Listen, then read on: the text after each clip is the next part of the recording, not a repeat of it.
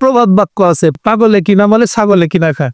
এই যে জিকিরটা একটু আগে করলাম, ঠিক সেরকম এক পাগল এরকম জিকিরওয়ালা নাকি। কেউ বলে রেজভি বাবা, কেউ বলে তাহিরের মামা, আবার কেউ বলে যে এর পরিচয় কোনোদিন পাই নাই। যতই সার্চ দিলাম ইউটিউব আর ফেসবুকে, এই পাগলের পরিচয় পাই নাই।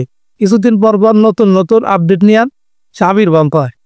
এই লোকটা নতুন, তার একটা কথা ভাইরাল হয়েছে, সে বলতেছে যে নামাজ নাকি শুধুমাত্র সুন্নিদের।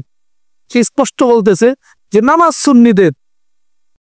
এই নামাজ তো সুন্নিদের জন্য, তার জন্য ওয়াহাবি হারিজি তাবলিগি লামাজাবি আহলে হাদিস এই যে বাইরে হইছে এদের জন্য নামাজ না, নামাজ তো সুন্নিরা। কোনো ওয়াহাবি কোনো লামাজ হাবি কোনো কিছুর জন্য নামাজ না।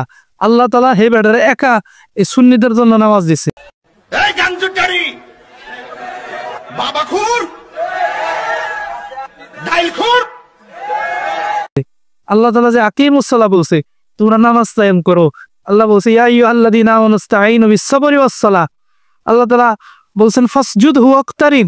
এই যে বিভিন্ন আয়াত দ্বারা, অসংখ্য হাদিস দ্বারা হযরত জিবরাইল আমিনের মাধ্যমে আল্লাহর রাসূলকে যে নামাজ শিখাইছে, ইমাম হইয়া নামাজ শিখাইছে, এই সবগুলো শুধুমাত্র ওই বেটার যে দল সুন্নি, ওই সুন্নিদের জন্য এই নামাজগুলা দিছে। কোনো ওয়াহাবির নামাজ নাই, কোনো লামাজ হাবির নামাজ নাই, আপনারও নামাজ নাই, আমারও নামাজ নাই। আমরা নামাজ ভক্ত, শুধু নামাজ পড়বো ওই বেটা। এই কয়দিন পর পর আমির বাবা হয়। আমি মনে করি যে এই সমস্ত লোকরা হয়তো ভাইরাল হওয়ার জন্য আসে, না হয় মাথার মধ্যে তার তোর নাই, সব সিরা শেষ। এই লোকদের জন্য তাড়াতাড়ি পাবনার ভর্তি করতে হবে।